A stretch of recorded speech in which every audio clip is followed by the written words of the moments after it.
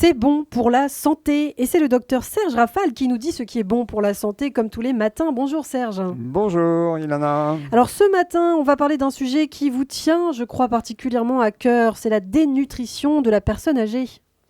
Pas pour des raisons personnelles, Ilana, mais parce qu'il s'agit d'un sujet d'une extrême importance. Près de 2 millions de personnes en souffrent, tout particulièrement 400 000 d'entre elles qui se trouvent à domicile et près de 300 000 en institution. Voilà. Comment se définit précisément la dénutrition ? En vieillissant, les protéines et les acides aminés alimentaires passent moins bien dans le sang et sont donc moins bien utilisés par l'organisme.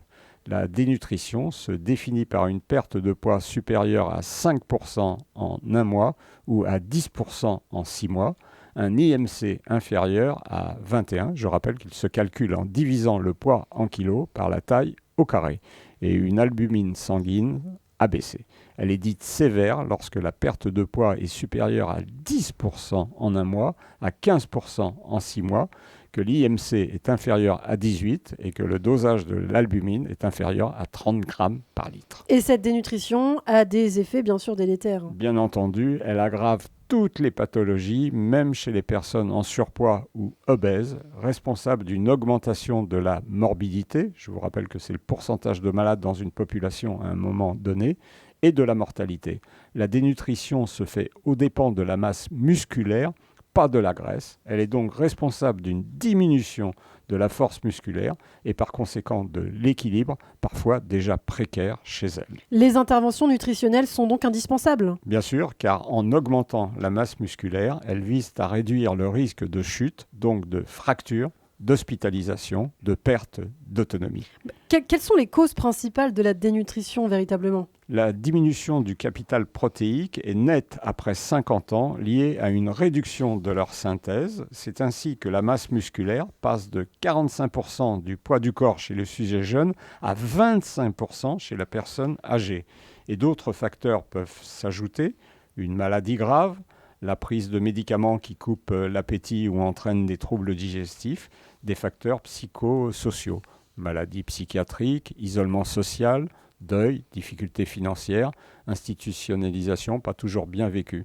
Toutes ces causes doivent être prises en compte, surveillées, éliminées si possible, ce qui ne l'est pas toujours. La prise en charge est principalement nutritionnelle en fait. Bien entendu, et la plus précoce possible, car prendre du poids et de la masse musculaire, surtout à partir d'un certain âge, est encore plus difficile que d'en perdre, c'est dire. La perte de masse musculaire risque d'être définitive alors qu'on prend de la graisse assez facilement.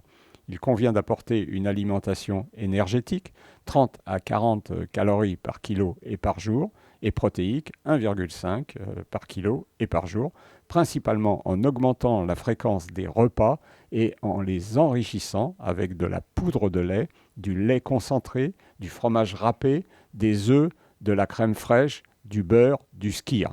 Et le docteur Serroc, que j'ai reçu récemment dans Réfoy pour son ouvrage Bien manger, bien vivre, bien vieillir, nous a expliqué que les protéines devaient être de préférence concentrées au déjeuner et accompagnées de féculents dans un rapport sucre-protéines supérieur à 2,5 afin d'optimiser leur action.